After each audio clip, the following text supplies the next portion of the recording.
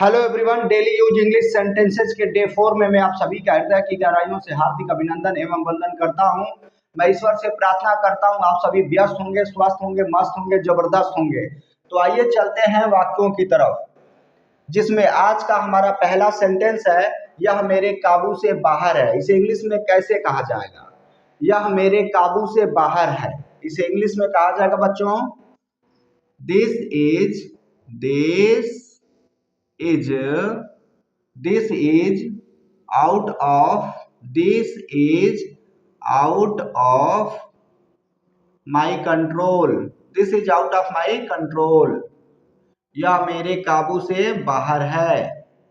this is out of my control। यह मेरे काबू से बाहर है। दूसरा सेंटेंस आपके व्हाइट बोर्ड पर, घर जल रहा है। इसे इंग्लिश में कैसे कहेंगे? घर जल रहा है। इसे इंग्लिश में कहेंगे बच्चों, The house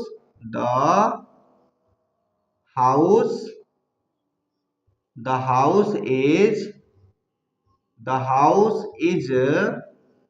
on fire। The house is on fire। घर जल रहा है।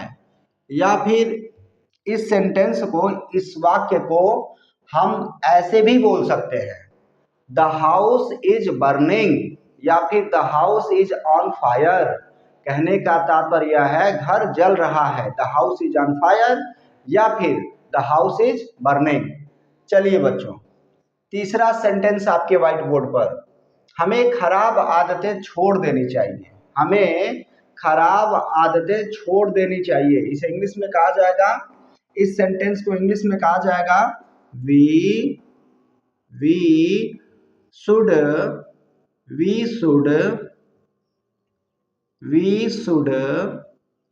give up bad habits। we should give up bad habits। हमें खराब आदतें छोड़ देनी चाहिए। We should give up bad habits। हमें खराब आदतें छोड़ देनी चाहिए। चौथा सेंटेंस आपके व्हाइट बोर्ड पर, मुझे बोलने दीजिए या फिर मुझे बोलने दो। मुझे बोलने दीजिए या फिर मुझे बोलने दो। इस सेंटेंस को इंग्लिश में कहा जाएगा, लेट मी स्पीक। मुझे बोलने दीजिए, लेट मी स्पीक, मुझे बोलने दीजिए। चलिए बच्चों, पांचवा सेंटेंस आपके व्हाइट बोर्ड पर, मुझे प्रेम का मतलब नहीं पता है। मुझे प्रेम का मतलब नहीं पता है। इस सेंटेंस को बोला जाएगा बच्चों इंग्लिश में, I don't know the meaning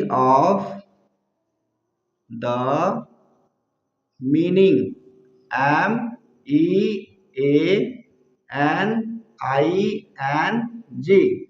I don't know the meaning of love।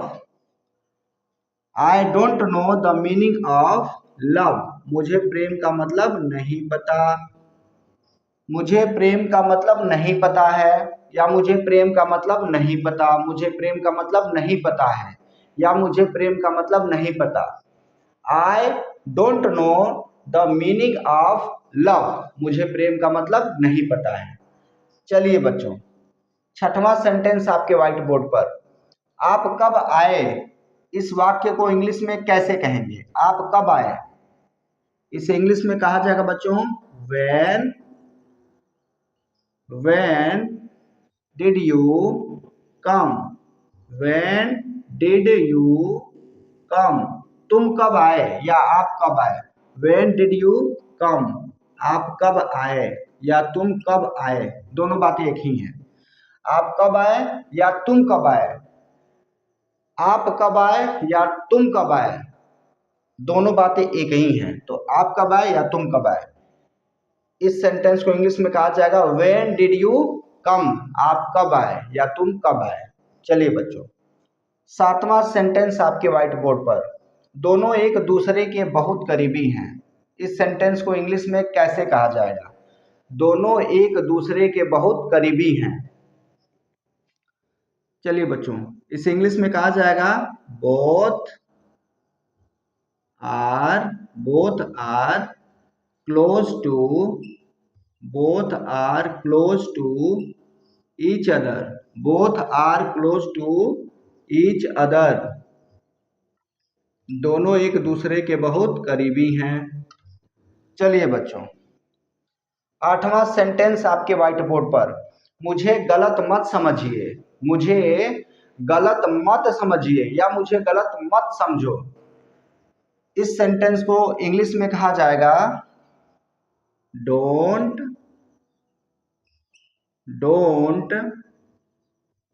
Take me wrong.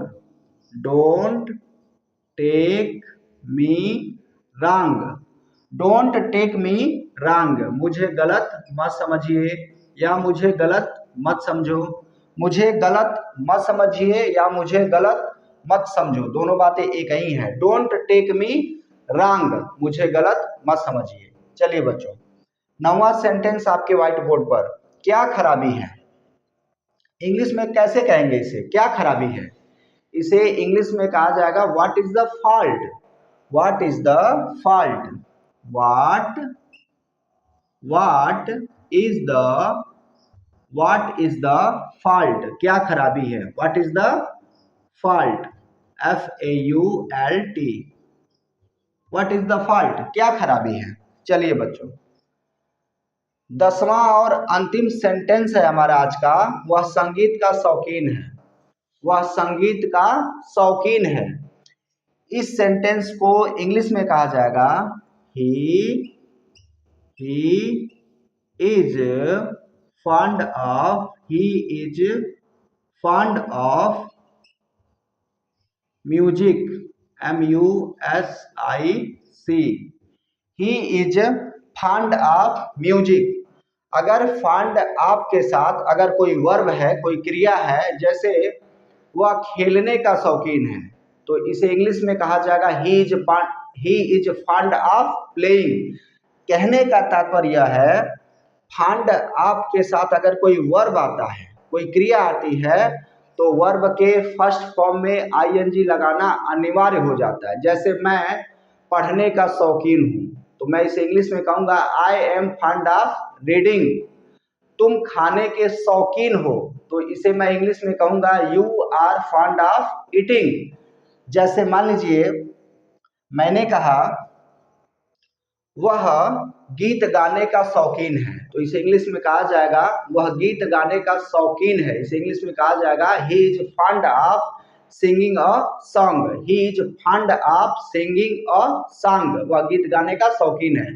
तो कहने का तात्पर्य है, जैसे मैं क्रिकेट खेलने का शौकीन हूँ, तो मैं इसे इंग्लिश में कहूँगा I am fond of playing cricket. तो कहने का तात्पर्य है जब फॉन्ड ऑफ के साथ कोई वर्ब हो, कोई क्रिया हो, तो वर्ब के फर्स्ट फॉर्म में ING लगाना जरूरी हो जाता है, अनिवार्य हो जाता है, कंपल्सरी हो जाता है।